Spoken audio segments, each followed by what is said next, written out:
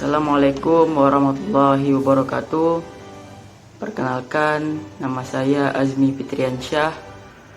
Saya mahasiswa Komunikasi Penyiaran Islam STAN Sultan Abdurrahman, Kepulauan Riau.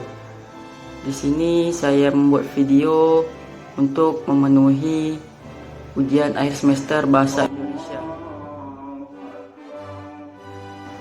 Video kali ini saya membuat bertema atau sejarah bahasa Indonesia dan perkembangannya. Bahasa Indonesia digunakan sebagai sarana komunikasi bahasa Indonesia. Bahasa Indonesia adalah bahasa nasional yang digunakan oleh warga negara Indonesia. Awal mula sejarah bahasa Indonesia yakni bahasa Indonesia lahir pada 20 Oktober 1928. Pada saat itu, para pemuda dari berbagai pelosok Nusantara berkumpul dalam suatu rapat dan berikrar satu, bertumpah darah yang satu, tanah Indonesia. Yang kedua, berbangsa yang satu, bangsa Indonesia.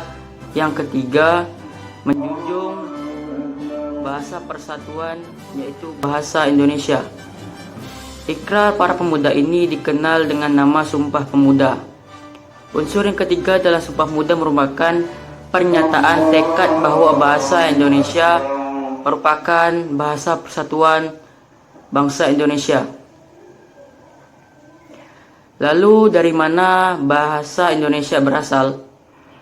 Berdasarkan keputusan Kongres Bahasa Indonesia 2 tahun 1954 di Medan, antara lain menyatakan bahwa berdasarkan sejarah bahasa Indonesia mempunyai akar dari bahasa Melayu. Bahasa Indonesia sendiri tumbuh dan berkembang dari bahasa Melayu yang sudah dipergunakan sebagai bahasa penghubung bukan hanya di Kepulauan Nusantara, melainkan hampir di seluruh Asia Tenggara. Bahasa Melayu juga mulai dipakai di kawasan Asia Tenggara sejak abad ke-7.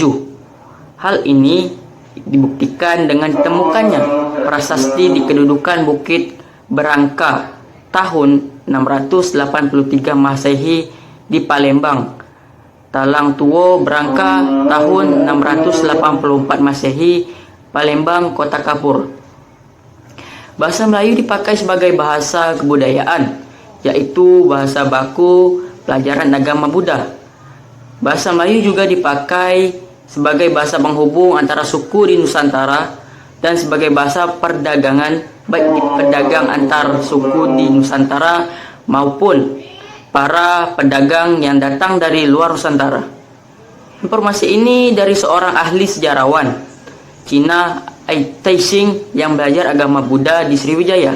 Antara lain menyatakan bahwa di Sriwijaya ada bahasa yang bernama Kwenlun, yang bermaksud Kwenlun adalah bahasa penghubung dari Kepulauan Nusantara, yaitu bahasa Melayu.